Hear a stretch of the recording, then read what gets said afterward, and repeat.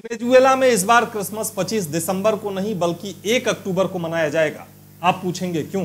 ऐसा इसलिए क्योंकि वहां के राष्ट्रपति निकोलस मादुरो ऐसा चाहते हैं। Regime change, a military terrorist attack, is immoral. This is the first time this month that the American president has released footage like it. But the US Navy has deployed in strength and the attacks have now killed 17 people.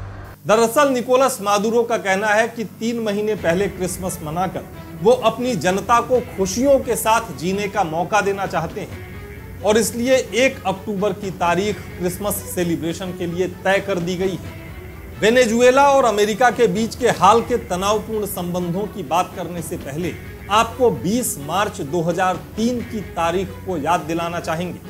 ये वही तारीख है जब operation Iraqi freedom के नाम पर Iraq पर America ने हमला कर दिया था। आरोप लगाए थे कि इराक के पास महाविनाश के हथियार हैं। एक महीने के अंदर ही अमेरिका ने इराक की सत्ता पर कब्जा कर लिया था। वहां की सद्दाम हुसैन सरकार को उखाड़कर फेंक दिया।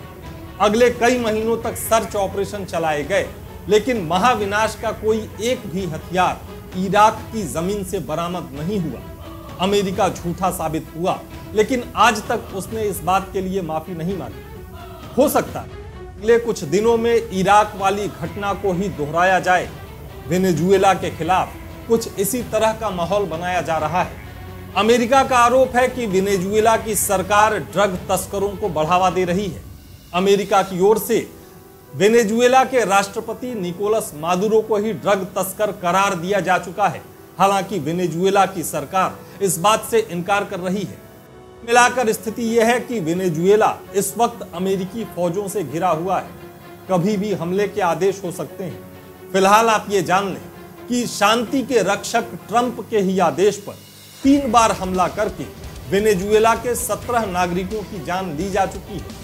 अमेरिका ने इन लोगों को ड्रग तस्कर करार दिया। हालांकि वेनेजुएला की सरकार ने इस बात से इनकार किया है।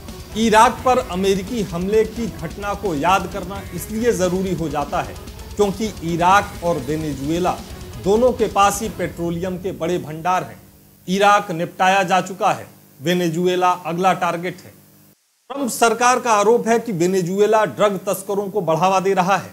इसके साथ दूसरा बहाना यह है कि वेनेजुएला की सरकार उन अवैध अप्रवासियों को वापस लेने को तैयार नहीं है जिन्हें ट्रंप वापस भेजना चाहते हैं।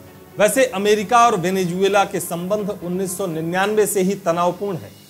वैसे ड्रग तस्करी और इमिग्रेंट्स वाले बहाने के साथ अमेरिका कभी भी वेनेजुएला पर हमला कर सकता है।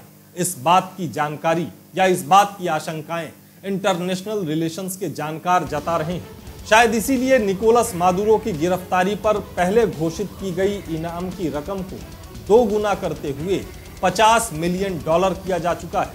इंडियन करेंसी में बताएं तो लगभग 4.5 अरब रुपए निकोलस मादुरो को गिरफ्तार करने पर दिए जाएंगे। अब ज्यादा मत सोचिए, ये पैसा हमें या आपको नहीं मिलने वाला। निकोलस मादुरो को गिरफ्तार करना इतना भी आसान नहीं है। फिलहाल ज्यादा संभावना इस बात की है कि ड्रग कार्टेल के खिलाफ ऑपरेशन का ड्रामा करते करते कभी भी निकोलस मादुरो की सरकार अमेरिका स्पॉन्सर्ड तख्तापलट का शिकार हो सकती है। इस मामले पर आगे भी हमारी नजर बनी रहेगी। आज के इस शो में जुड़ने के लिए आप सबका शुक्रिया।